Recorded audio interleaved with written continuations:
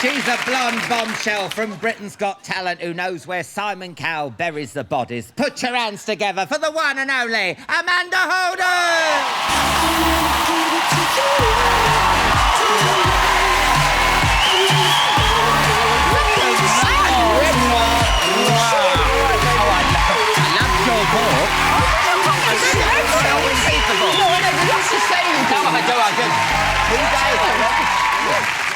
Look at this dress.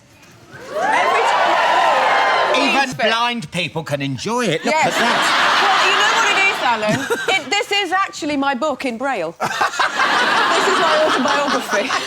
But I have to sit up in it, otherwise I look it's a bit loose. Oh, OK, so I'm going to sit up posture. You just point your curly breasts towards me. That's wonderful. They ain't doing a thing, I'm afraid. No, but anyway. Right, what do you want to drink, love? You got Messerschmitt, herbal schnapps. No. I'll have that. That is my favourite drink. Oh, my God. I love a sherry on a Sunday when I'm doing the Sunday dinner. Yeah, lovely.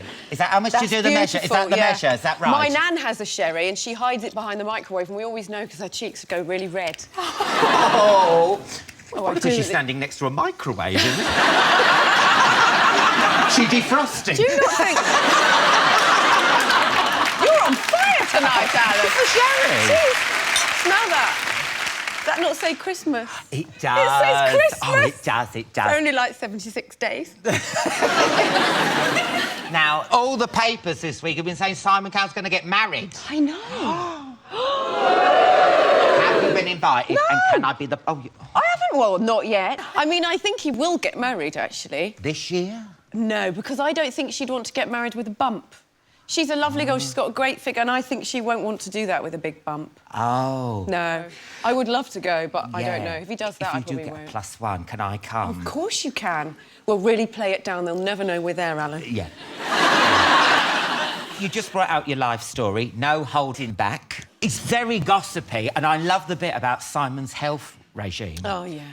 He's got this white witch. Yes, Dr. Wendy. She is amazing. He said, I had this little... Amanda, would you like me to send Dr. Wendy down to you? This is when we were doing Britain's Got Talent one year, and I said, oh, yes. And it was after a show, and I had a room full of people, gin and tonic in it, after one of the acts and stuff. And she came in, and she literally shoved an injection there into me with this drip. It looked like urine, but it's not. It's vitamin B12 and C and everything you could think of, and it was going... I had that going in me that end and that going in me that end. Oh, my God. I was pregnant a month later. How do you know I think it's Chris's. Yeah. I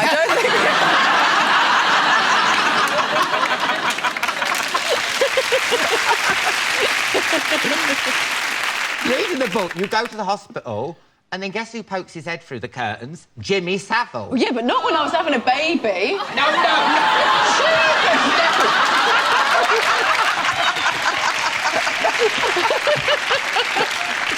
No, it was earlier. It was earlier. You're like, no. When I was 19. I mean... I was cutting a cake and I sliced my finger. I've still got the scar.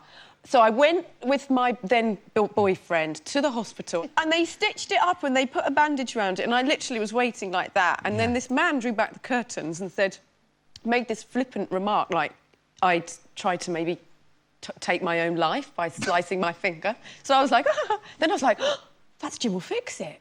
Oh, my God. And then he said to me, do you have any gynecological problems?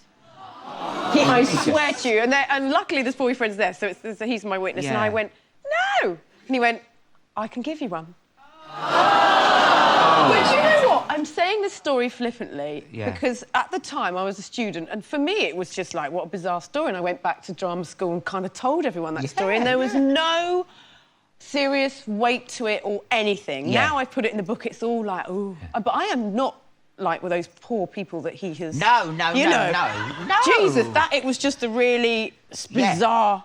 Oh, such a moment. dirty And I was going on going, Jim will fix it. Jim will fix it. You've got a lovely family and a great career. You have. How... Now, the last 2 chapters of the book, I mean, my God, they are They are so traumatic and heartbreaking. However, did you find, I don't know, something inside you to write it down? Because it was so hard reading it, let alone living through it and writing it. How did you even get your head round that?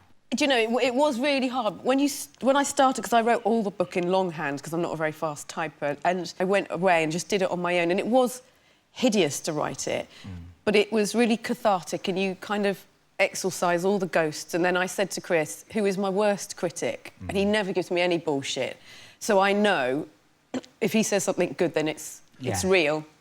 And that night he read it and he was quite choked up about it. So I knew then it worked.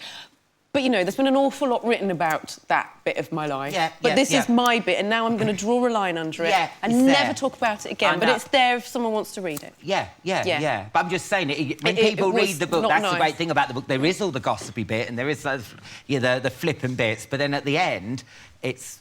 I found it really powerful, and I'm not just saying that. No, and it was a tough thing to have to write. When you're writing a book, do you have to ring all your exes up to say, look, I'm not... No, you do, because there's someone... There was only one. Oh, please. You should see the index. He is so lying. No. I said in my book, I can count the people I've slept with on 2 hands and 1 foot. That's truthful.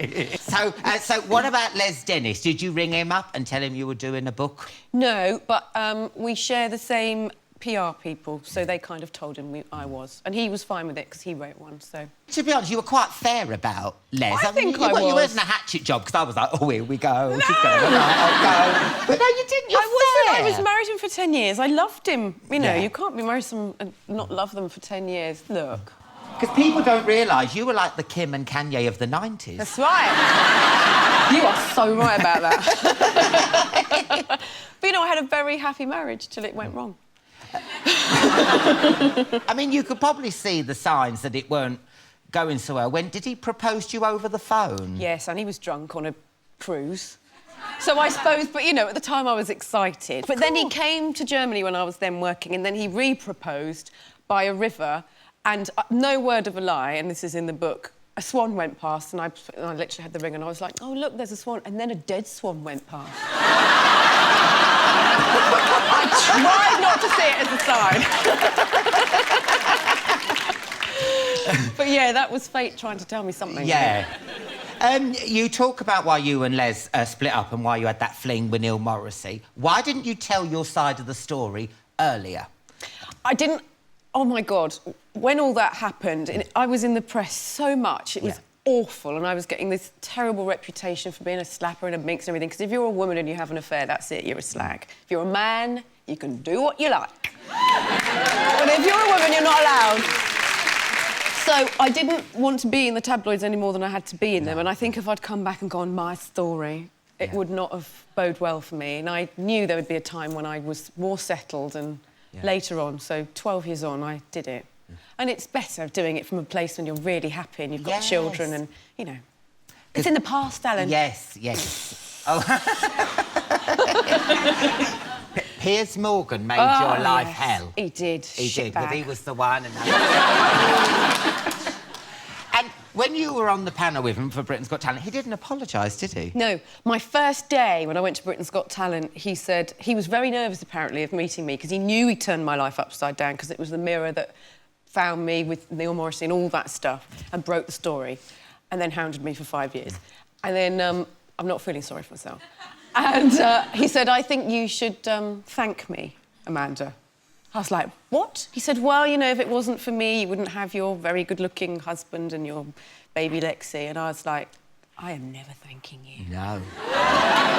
So I didn't. And I describe him in the book as a fat, bloated shitbag. And I stand by that. But I can honestly say he's become one of my closest friends, and, you know, it's so bizarre, because I didn't even want to breathe the same air, and if I could have had him kneecapped or even killed, I would have done it. But now, you know, there's only a few people in your life that you know you could pick up the phone and say, I need you to help me. Yeah. He's one of those people. He is amazing like that, and we have a great relationship, and I can't believe it. Neither can he, I don't think. The book's absolutely fantastic. Thank Good you. luck with... When's it out? It's out now. It's available to buy in all good bookstores. It's Amanda Holden, everyone! Thank you.